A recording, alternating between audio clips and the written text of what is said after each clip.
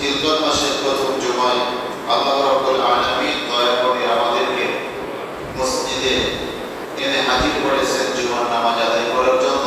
এই জন্য সকলেই আল্লাহ তাআলার শুকর আদায় করি, বলেন আলহামদুলিল্লাহ। অতঃপর জুমার উপস্থিত সম্মানিত ওলামায়ে কেরামগণ, মসজিদে উপবিষ্ট আমার প্রাণ প্রিয় আশিকান জাকিরা ধর্মপ্রাণ মুসলমান ভাইয়েরা, দূর দূরান্ত থেকে আগত এবং অত্র এলাকা সকল শ্রেণী, সকল পেশার, সকল বয়সী সকলের প্রতি সালাম, পর্দার আড়ালের মা বোনদের প্রতি সালাম জানাই। আসসালামু আলাইকুম ওয়া রাহমাতুল্লাহ। সালাম দেওয়া সুন্নাহ। সালাম দেওয়া কি সুন্নাহ? জবাব দেওয়া ওয়াজিব। আর বাড়ি থেকে ঘর থেকে সালাম দিয়ে বের হওয়া সুন্নাহ, ঘরে গিয়ে সালাম দেওয়া সুন্নাহ। একটা বিষয় একটু খোলাসা করি, কারণ সব বিষয় তো সবাই একইভাবে বোঝে না। যদি বুঝতো তাহলে আমাদের মধ্যে কোনো ঝামেলা হইত না, কোর্ট কাছারি জেল থানা পুলিশের দরকার হইত না, ঠিক না? আপনি যখনই ঘর থেকে বের হবেন তখনই আপনি সালাম দেবেন। এটা শুধু জুমার দিনের জন্য না। দয়ার নবীজির সুন্নাত কি শুধু জুমার দিনের জন্য না, এটা প্রতিদিন, সপ্তাহের 7 দিন, মাসের 30 দিন, বছরের 365 দিন একইভাবে চলবে। আপনি ঘর থেকে বের হবেন, ঘরে সালাম দিয়ে বের হবেন, এটা নবীজির সুন্নাত। আবার ঘরে যখন যাবেন দরজায় গিয়ে আগে সালাম দিবেন, এটা নবীজির সুন্নাত। কারণ এর মাধ্যমে আল্লাহ তাআলার রহমত নাযিল হয় আর শয়তান দূর হয়ে যায়। শয়তান দূর হয়ে গেলে সেই জায়গায় আল্লাহ তাআলার রহমত নাযিল হইতে থাকে, বলেন সুবহানাল্লাহ। হিংসা আর অহংকার, এইটা যার অন্তরে থাকবে তার অন্তরে ঈমান থাকবে না। কি থাকবে না? ঈমান থাকবে না। আর যেখানে ঈমান আছে সেখানে হিংসা অহংকার থাকবে না। দয়ালু রাসূল পাক সাল্লাল্লাহু আলাইহি ওয়াসাল্লাম সালামের ব্যাপারে তিনি বলেছেন, আফশুস সালাম, সালামের প্রচলন করো। তোতে মতওয়া আফশুস সালাম, মেহমানদের খানা খাওয়ানো এবং সবাইকে চেনা অচেনা সবাইকে সালাম দেওয়া, বলে সুবহানাল্লাহ। সালামের মূল ব্যাখ্যা অনেকবার আমি দিয়েছি। সালামের মূল হাকিকত হলো যে আমার পক্ষ থেকে আপনি সম্পূর্ণ নিরাপদ, আমার থেকে আপনি কোনো কষ্ট পাবেন না, আমার দ্বারা আপনার কোনো কষ্ট হবে না। আর আপনার জন্য আমার প্রাণ ভরা দোয়া রইল, আল্লাহ তাআলার পক্ষ থেকে আপনার প্রতি শান্তি নাযিল হোক, সুবহানাল্লাহ, রহমত নাযিল হোক, বরকত নাযিল হোক। এইটার নাম হলো সালাম। মুখে সালাম দেওয়া এবং অন্তর থেকে দোয়া করা, এইটা হলো পূর্ণাঙ্গ সালাম। কিন্তু অন্তরে হলো আপনার সাথে আমার শত্রুতা, যে আপনাকে কেমনে ক্ষতি করা যায়, তার উপরে দেখা হলি হুজুর আসসালামু আলাইকুম, এই সালামের কোনো মানে নাই। এটা হলো মুনাফিকের সালাম। শ্বশুর বাড়ি যায় সালাম দেয়, বিয়ার পরে, বিয়ার কলমা পড়ার পরে একজনে কয় তারা একটু সবাই সালাম দেয়, মানে মন নিজের থেকে না, দেওয়া লাগে তাই দেয়। শ্বশুর বাড়ির সালাম, যে শ্বশুর বাড়ি আসছে সালাম না দিলে কেমন হয়, এটা অরিজিনাল সালাম না। আবার কিছু লোক আছে বাড়িতে জীবনেও সালাম দেয় না, মানুষকে কখনো সালাম দেয় না, বিআই বাড়ি গেলে সালাম দেয়, ওইটা হলো বিআই বাড়ির সালাম, ওইটা অরিজিনাল সালাম। কিছু মানুষ আছে নেতাদের সালাম দেয়, নেতা যারা আছে তাদের সালাম দেয়, কিন্তু সাথে যারা আছে তাদের কখনো সালাম দেয় না। বাড়িতেও স্ত্রীকেও সালাম দেয় না, মা বাবাকেও সালাম দেয় না, সন্তানদেরকেও সালাম দেয় না, ভাই বোনদেরকেও সালাম দেয় না। যারা নেতা তাদের দেখলেই সালাম দেয়, নেতা আসসালাম আছে না, এটা অরিজিনাল সালাম। আর একটা সালাম আছে, যেই সালামটা খুবই মারাত্মক। এটা কেমন সালাম? হাদিস শরীফে আসছে যে দুনিয়ার কিছু মানুষ আছে যাদের অত্যাচারে মানুষ অতিষ্ঠ, যারা মানুষের উপরে জুলুম করে, এই ধরনের মানুষকে যদি মানুষ সম্মান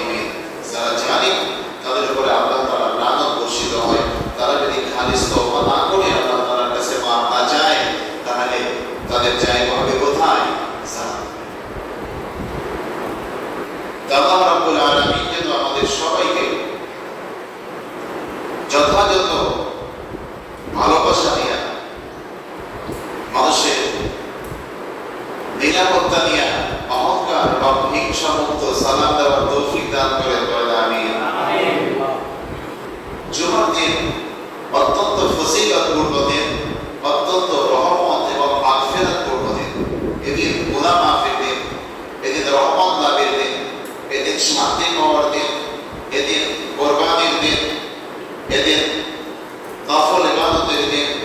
আল্লাহ রাসূল সাল্লাল্লাহু আলাইহি ওয়াসাল্লামের খাতিরে আল্লাহ রাব্বুল আলামিন তার উম্মত মানে আমাদের জন্য অল্প অল্প ছোট ছোট আমলে বড় বড় বেশি বেশি নেকির ব্যবস্থা করেছেন। বলেন সুবহানাল্লাহ।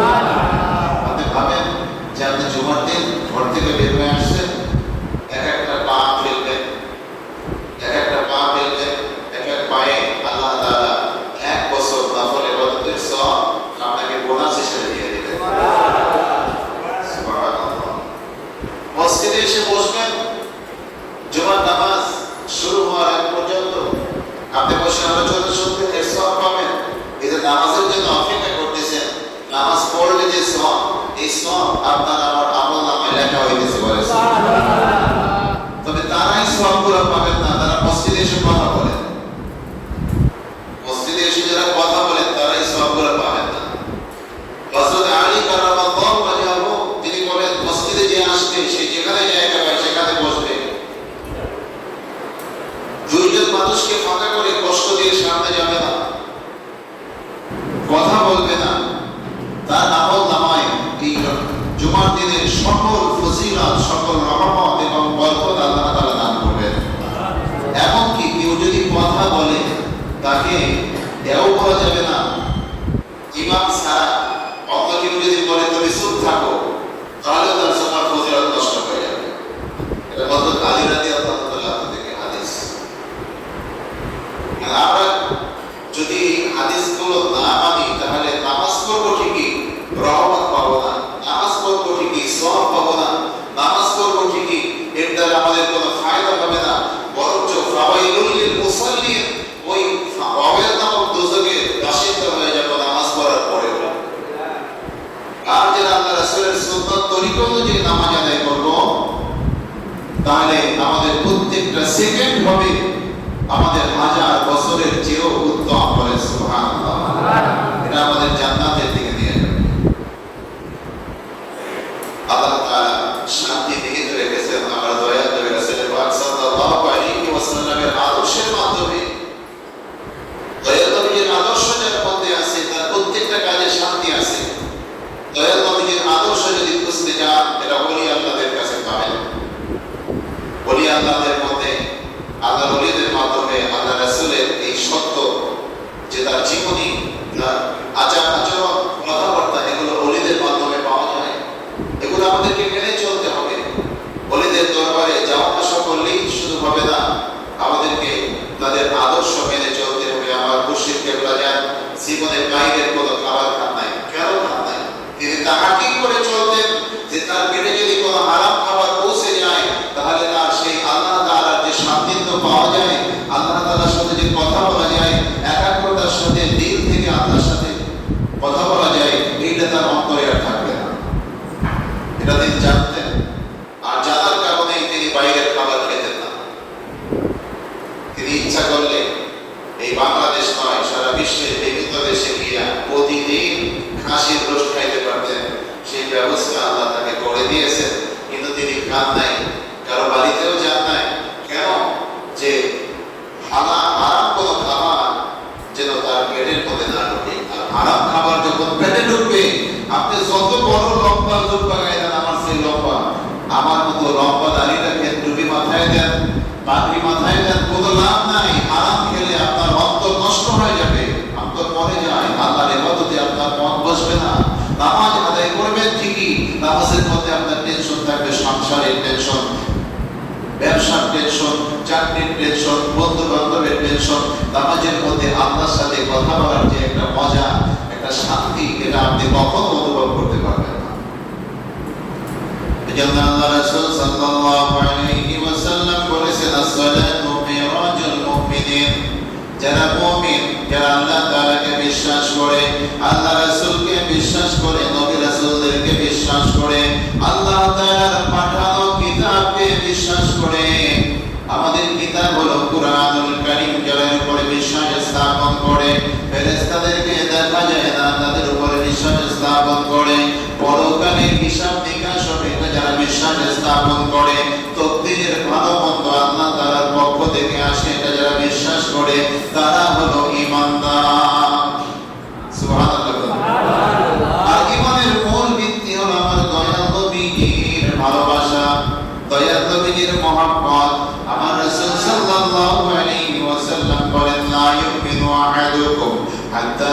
أحب إليه من والده وولده والناس أجمعين তোমরা ততক্ষণ পর্যন্ত মুমিন হতে পারবে না যতক্ষণ পর্যন্ত আমি রাসূল আমাকে তোমার সম্পদের চেয়ে ভালোবাসতে পারবে না, তোমার সন্তানের চেয়ে ভালোবাসতে পারবে না, তোমার স্ত্রীর চেয়ে ভালোবাসতে পারবে না, তোমার মা বাবার চেয়ে ভালোবাসতে পারবে না, এমনকি তোমার সবচেয়ে প্রিয় তোমার জীবন, এই তোমার জীবনের চেয়ে যতক্ষণ পর্যন্ত আমি রাসূল আমার সুন্নাতকে ভালোবাসতে পারবে না, আমাকে ভালোবাসতে পারবে না, ততক্ষণ পর্যন্ত তুমি পূর্ণাঙ্গ মুমিন হতে পারবে না।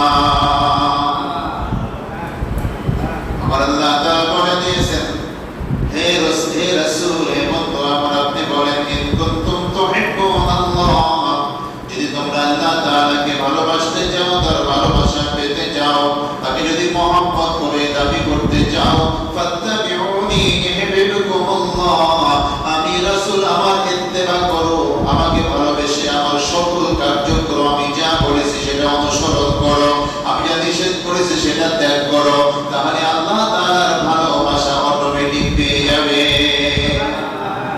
আমার মুর্শিদকে বলেন বলছেন, আমার বাবারা যার অন্তরের মধ্যে দয়াল নবীর ভালোবাসা যতটুকু তার ঈমান ততটুকু, দয়াল নবীর মহব্বত যার অন্তরে যত বেশি বাবা তার অন্তরে ঈমান তত বেশি, যার অন্তরে দয়াল নবীর মহব্বত নাই তার অন্তরে ঈমান বলতে কিছু নাই, সে সারাসার বেঈমান, সে দেখতে যত বড় আলেম ওলামাদের মতো হোক না কেন, বিশ্বায়কের মতো হোক না কেন, কিছু আসে যায় না। ঠিক না বেঠিক? আল্লাহর কথা আল্লাহ রাসূলের কথা আমার মুর্শিদের কথা একই, এর মধ্যে কোনো তফাৎ নাই। রাসূলের প্রেম বাদ দিয়া, রাসূলের আদর্শকে বাদ দিয়া শান্তি খোঁজা এটা অন্ধ লোকের মতো। অন্ধ বোঝেন তো, চোখে দেখে না, এই অন্ধ মানুষের মতো। রাসূলের আদর্শ বাদ দিয়া কখনো শান্তি আসবে না। আমি মাঝে মাঝে আপনাদের বলি যে আমাদের সমাজে সংসারে শান্তি নেই, ওই জীবনে শান্তি নেই, সংসারে শান্তি নেই, সমাজে শান্তি নেই, রাষ্ট্রে শান্তি নেই, বিশ্বে শান্তি নেই। কেন নাই? রাসূলের আদর্শ নেই। আমার রাসূলের আদর্শ যদি ব্যক্তিগত জীবনে থাকে, না খায়া থাকলেও তার মনে শান্তি আছে। ঠিক না ঠিক? যারা হারাম খায়, যারা হারাম ভাবে টাকা ইনকাম করে, সুদ খায়, ঘুষ খায়, মানুষের উপরে জুলুম করে, অবৈধ ব্যবসা করে, অবৈধভাবে টাকা ইনকাম করে খায়, তারা যতই নামাজ পড়ুক আর রোজা রাখুক না কেন, যত ইবাদত করুক না কেন, মনের মধ্যে শান্তি নাই। আর যারা হালাল টাকা খায়, ডেইলি ইনকাম করে, একদিন কামাই করে, 2 দিন খায়, কাজ নাই, এরকম যারা গরিব মানুষ, এরা যা খায় যদি 2-3 বেলা না খেয়েও যদি এক বেলা খায়, তারা না খাইয়েও তারা শান্তিতে ঘুম পাড়ে, তারা শান্তিতে ঘুমায়, তাদের অন্তরে যে প্রশান্তি আছে এটা হাজার হাজার কোটি টাকার মালিকের মধ্যে শান্তি না। এটা খুঁজে দেখবেন, আমি নিজে দিয়েছি। আমি জিরোপতি থেকে শুরু করে বেতন কি বলে সুইপার আছে না, সুইপার থেকে শুরু করে হাজার হাজার কোটি টাকার মালিক, তাদের সাথে আলাদা চলার সুযোগ করে দিয়েছে। সর্বস্তরের সকল পেশার মানুষের সাথে আমি চলেছি। চোর বলেন, ডাকাত বলেন, ছিনতাইকারী বলেন, সবার সাথে আমি কথা বলেছি।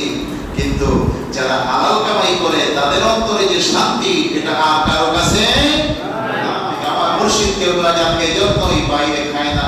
আমি মাঝে মাঝে চিন্তা করি বাইরে খাওয়া বাদ দিয়ে দেবো, বাইরে খাওয়া বাদ দিয়ে দিলে হুজুর অহংকার করে, আমাকে হিংসা করে, এই জন্য খায় না। কিন্তু আমার তো ভয় লাগে, আমি যে খাই এই খাবারটা যদি হালাল না হয়, হারাম খানা আমার পেটের মধ্যে ঢোকে, আমার ইবাদতে আমার স্বাদ থাকে না, আমার ইবাদতে মজা লাগে না, আমার ইবাদত করতে গেলে মন বসে না। এই জন্য খাবার চাইয়া না খাওয়া ভালো, খাবার চাইয়া না খাওয়া ভালো, যদি সেটা হারাম হয়। ঠিক না বেঠিক?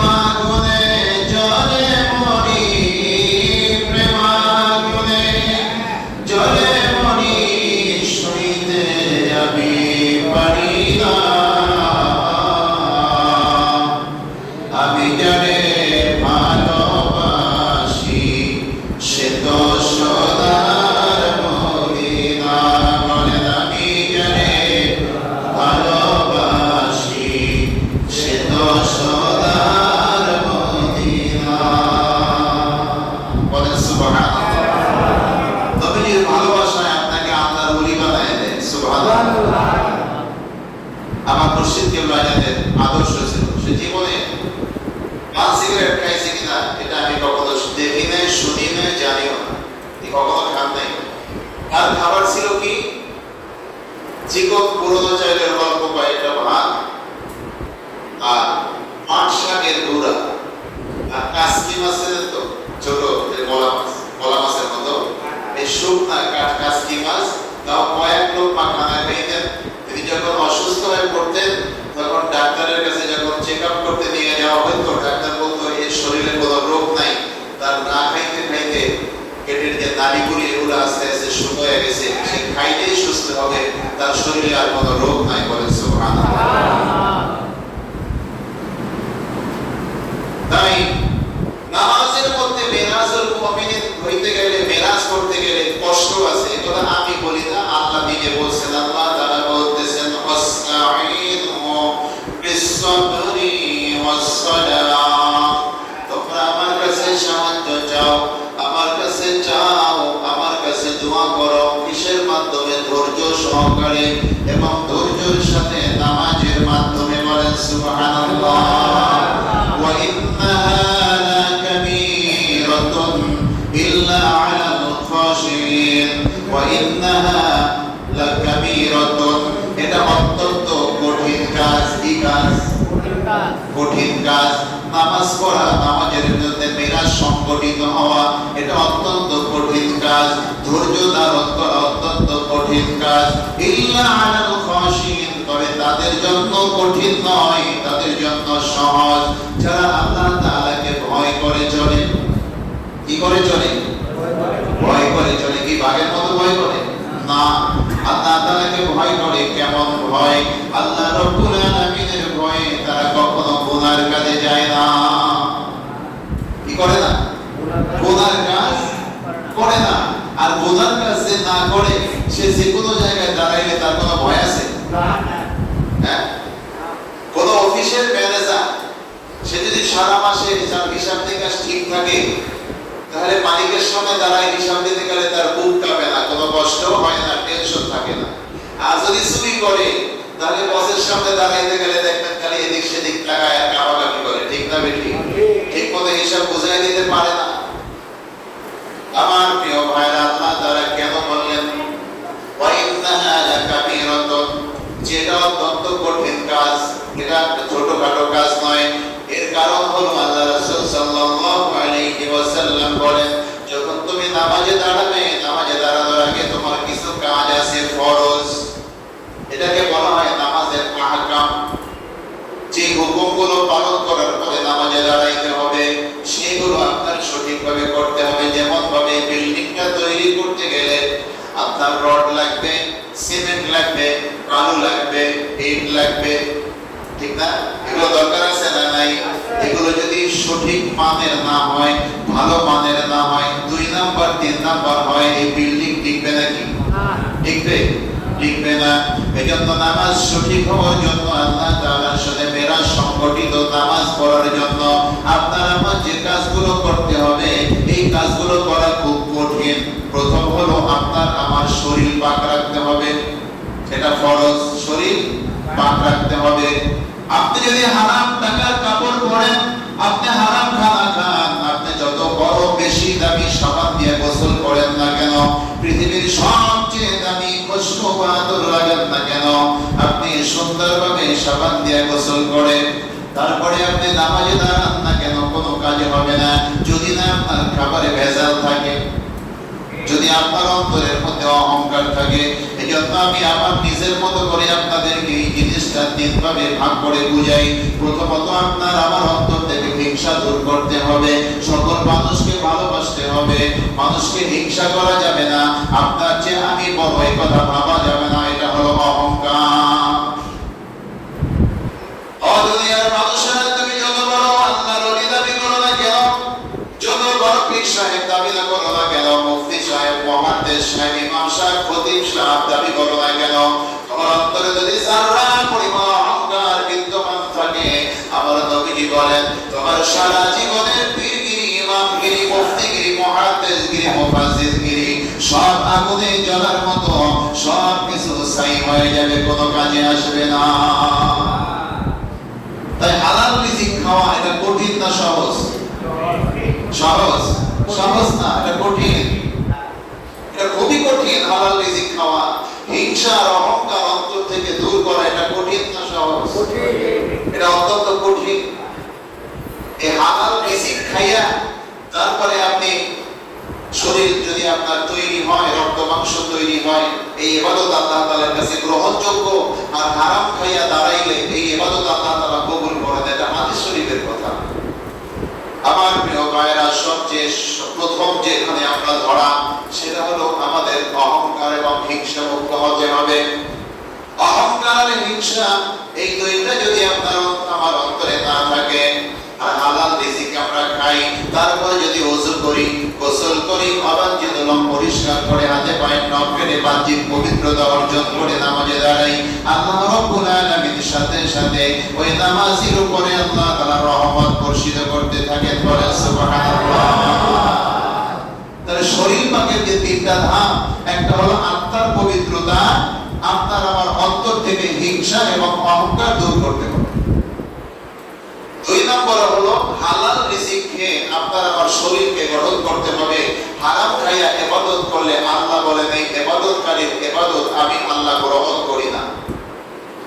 তিন নম্বরে হলো বাহ্যিক পবিত্রতা, দাড়ি লম্বা করা, মোজ খাটো করা, চুল সুন্নতি নিয়মে কাটা, সুন্নতি নিয়মে রাখা, সাবান দিয়া বা শরীরের ময়লা অপবিত্রতা দূর করা, অবাঞ্ছিত লোম পরিষ্কার করা, হাতে পায়ে নখ কাটা।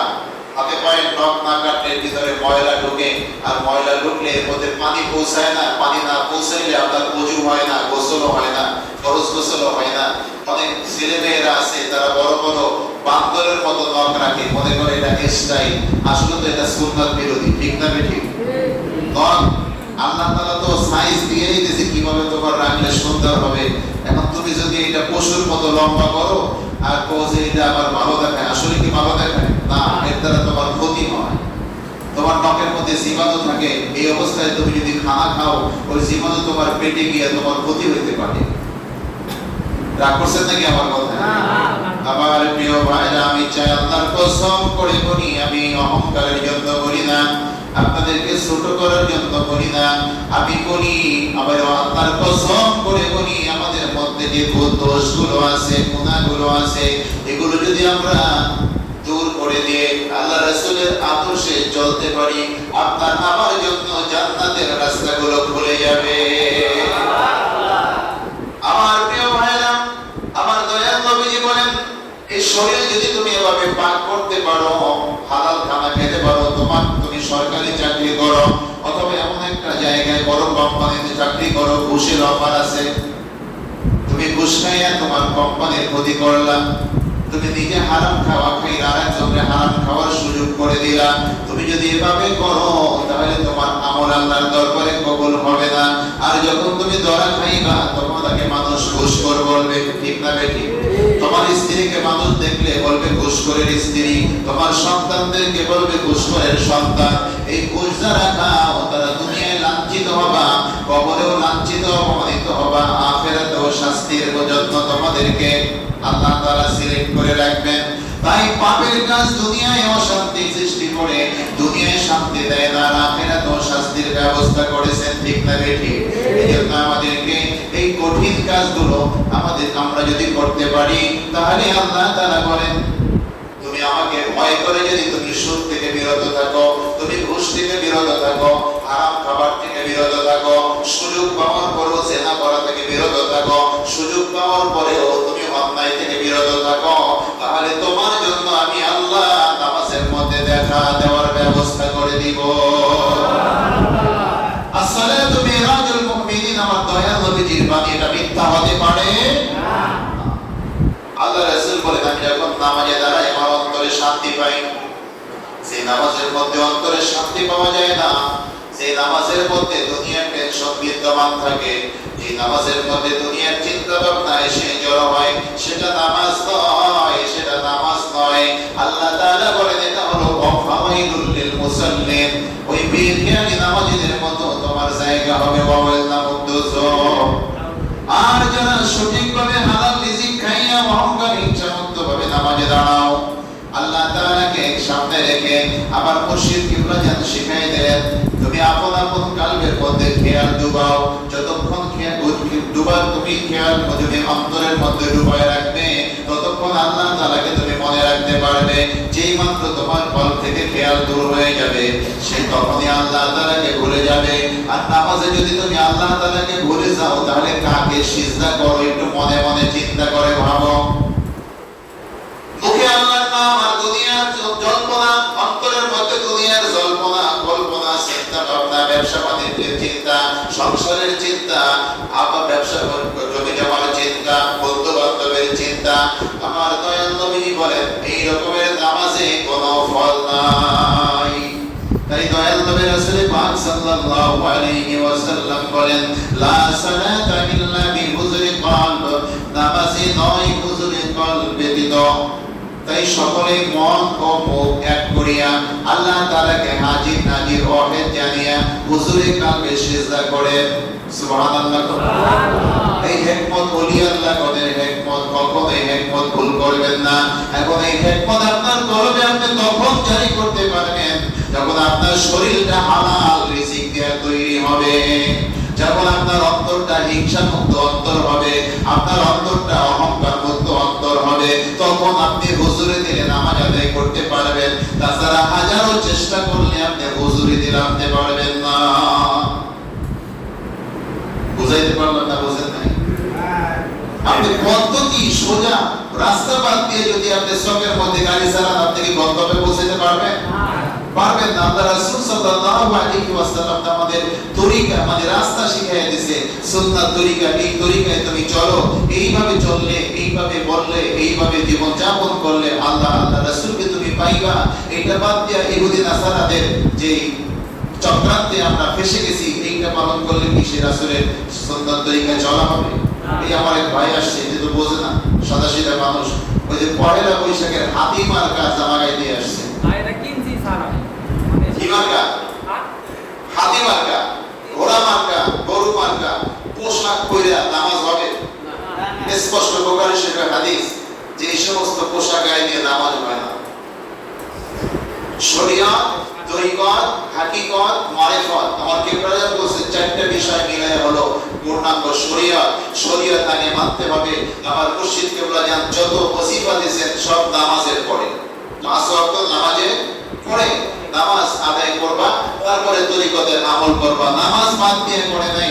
শরীয়ত হলো কোরআন, শরীয়ত হলো হাদিস। এটা যদি আপনি আমি না মানি, তাহলে আপনি সেই মারিফতে পৌঁছাইবেন কিভাবে? আল্লাহ তাআলার সাথে কথা বলবেন কিভাবে? নামাজের মধ্যে আল্লাহ দেখা পাবেন কিভাবে? এটা কোশ্চেন কালো সম্ভব নয়।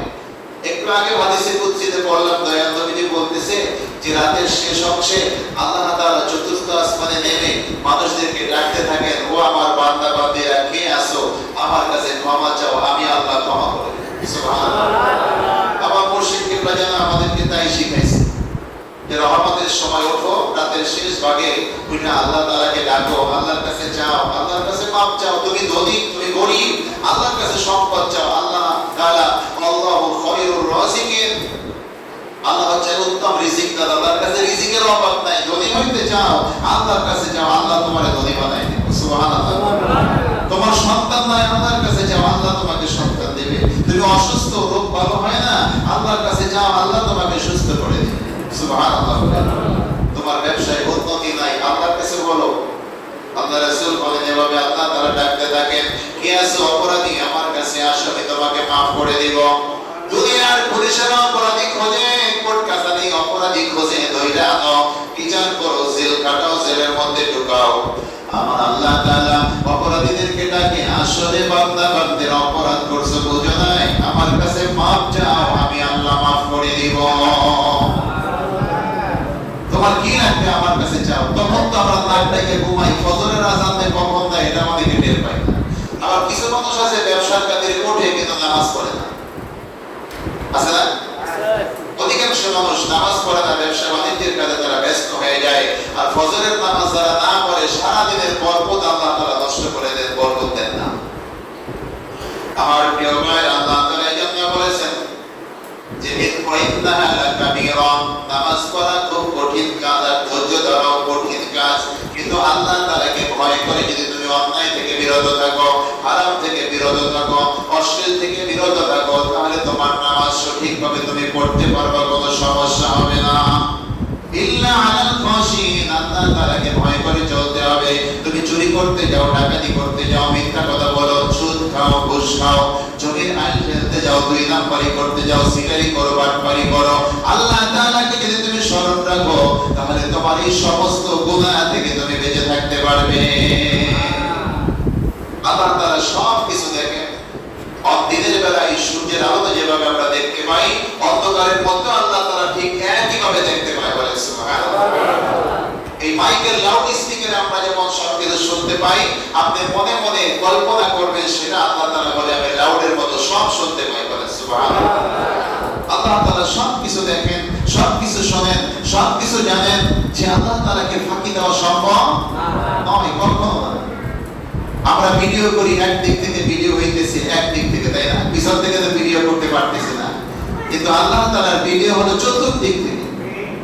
হাসরের ময়দানে যারা অন্যায় করে তাদেরকে যখন জিজ্ঞাসা করবে তুমি অন্যায় করেছো, তোমার তো পানিশমেন্ট হবে, বলবে আল্লাহ জিন্দেগি তো নামাজ কামাই দি নাই, চুরি করি নাই, বাটপারি কিছুই করি নাই। আল্লাহ পর ডাকতে বলবে, দেখ রে ফেরেশতারা, আমার সামনে দাঁড়ায়ও মিথ্যা কথা কয়, আয় পর ভিডিওটা দেখাই দে। হাসরের ময়দানে সিনেমার মতো বিশাল পর্দায় আপনার জীবনীটা আল্লাহ তাআলা দেখায় দেবেন, দেখ কি কি করছো। এই দুনিয়ায় যারা পাপের কাজ করে তাদের বোঝা উচিত, সতর্ক থাকা উচিত, আল্লাহ তাআলা কিন্তু এই পাপগুলো সমস্ত মানুষের সামনে প্রকাশ করে দিবেন। আর যদি ভালো কাজ করেন সেটা আল্লাহ তাআলা হাসরের ময়দানে কোটি কোটি মানুষের সামনে প্রকাশ করবেন। ফেরেশতা জিবরাইল বলবে যে অমুকের ছেলে অমুক আজকে পাস হয়ে গেছে, সে জান্নাতের টিকিট পেয়ে গেছে, সে আল্লাহ তাআলা তাকে maaf করে দিয়েছে। বলেন সুবহানাল্লাহ। আমার প্রিয় ভাইরা, তাই আমার উপরে রাগ করেন, আমি চাই আপনারা গুনাহ থেকে বিরত থাকেন। যে যত বেশি ভালো কাজ করবেন, আল্লাহ তাআলার রাসূলের হুকুম মতো চলবেন, হাসরের ময়দানে সে তত আল্লাহ রাসূলের নিকটবর্তী থাকবেন, বিশেষ সম্মানের জায়গায় থাকবেন। আমি আজকে আবারও মনে করে দেই, হাসরের ময়দানে খুব বিভীষিকাময় একটা অবস্থা থাকবে, মারাত্মক কঠিন একটা অবস্থা থাকবে, যে বাপ তার সন্তানকে পরিচয় দেবে না, সন্তান তার মা বাবাকে পরিচয় দেবে না, মায়ের চেয়ে কেউ বেশি ভালোবাসে না দুনিয়ার জমিনে, সেই মা তার সন্তানকে পরিচয় দেবে না।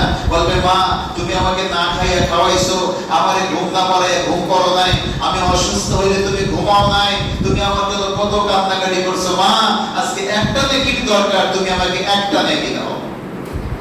মা কি বলবে জানেন? হাদিস শরীফে আসছে, মা বলবে তুমি আমার সন্তান না, আমার তো বিয়ে হয় না, আমি সন্তান পাবো কই? নাউজুবিল্লাহ। নিজে বাঁচার জন্য মা সে তখন অস্বীকার করবে, আর বন্ধু বান্ধব তো দূরে থাক, মায়ের কথা বলতাম, ভাই বোন পরিচয় দিবে না।